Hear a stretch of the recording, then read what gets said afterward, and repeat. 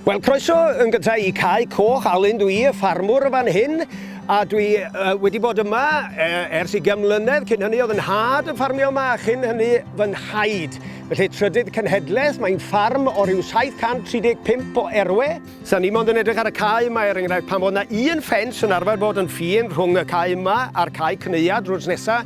Erbyn hyn, dwi wedi rhoi 2 ffens a wedi phlannu coed rhwng y 2 ffens yna, creu coridor i'r bywyd gwyllt I bob pwrpas. Dwi wedi ffensio allan yr afon yma'n hyn rhag yr da byw. So oedd y gwartheg yn erydu y glenydd a'r dorlan ac yn y blaen ac yn dirywio'r cynefin ar gyfer y pysgod. A da ni hefyd wedi gwneud lot o waith yn y dŵr I hunan mwyn creu amodau reian, gasglu tu ôl cerrig ac yn y blaen, llefydd delfrydol wedyn I eog a siwyn I ddodwy. Dyna'r math o beth da ni wedi bod yn gwneud. Tu ôl I mi wedyn, mae canol y tir yma'n hyn, fel y gwelwch chi, I gyd yn goed.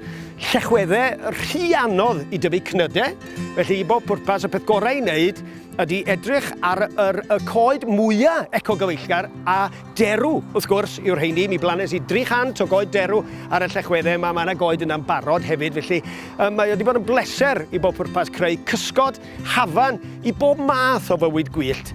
Mae bobl wastad yn gofyn I fi beth dwi'n wneud am chwyn.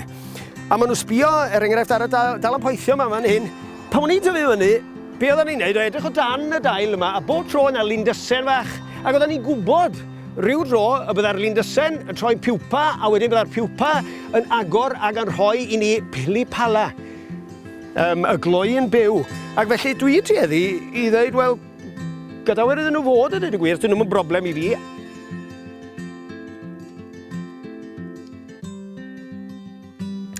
Fel da ni'n dringo trwy tir y ffarm, felly da ni'n dod I fan hyn, corstir ydy hwn, grigiog I bob pwrpas, can erw. Ac wrth gwrs, da ni'n ymwybodol y dyddiau yma o'n olion traed carbon. A mae hwn yn sinc carbon I bob pwrpas, dim ond bod o ddim yn sychu allan. Ac felly mae unrhyw ffosydd bellau'n cael ei gadael I lenwi, ac felly mae tiroedd yn wlypach dro ar ôl tro, ac mae hwnnw hefyd yn atal y dŵr rhag llifo oddi ar fan hyn yn gyflym. Felly atal llifogydd a problemau llifogydd I lawr yn y trefi I slaw. Felly, ond yn ogystal â hynny, mae yna grig yma. A mae'r grig yma yn gynefu ni adar, grigiau ac yn y blaen. Dim ond bod ni yn cadw'r amrywiaeth. A dyna pan bod ni'n cadw gwartheg yma. Da ni wedi cytuno trwy'r cynllun glasur I roi gwartheg I bori yma am yr ha. Mae'r rheini'n agor I fyny y borfa I bob pwrpas yn tramplo rhywfaint ar y grig, cadw o amrywiol faint fel bod adar yn cael y cyfle I nythu I gysgodi, ond hefyd I dramwyo rhwng y twmpathau mwy yma fel sydd gennym ni wrth yn rhaid I fan hyn. Felly da ni'n trio'n gorau erbyn hyn I weithredu mewn ffordd amgylcheddol gyfrifol ac mae hwnna'n neges bositif iawn sydd gennym ni'n ogystal a'n cynhyrchiant o fwyd.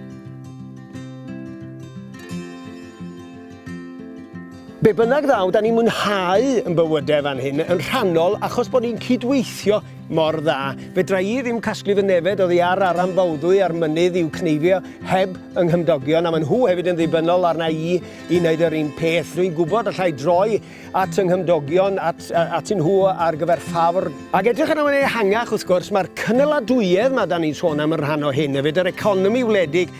Mae'n debyg bod fi'n gwario bron bob ceiniog o'r arian o fewn cylchdro o ryw 20 milltir. A mae hwnna'n gwneud I ni deimlo'n dda iawn. Y syniad mae fod yn cigoen ni a'n cigeidio ni, nid yn unig yn cael ei gynhyrchu'n naturiol, ond yn cynnal economi gylchdro sydd hefyd yn naturiol, yn gynhenid, ac yn cynnal nid yn unig yr ochr ariannol o bethau, ond yn diwylliant a'n iaith ni hefyd sy'n rhywbeth ychwanegol yma yng Nghymru.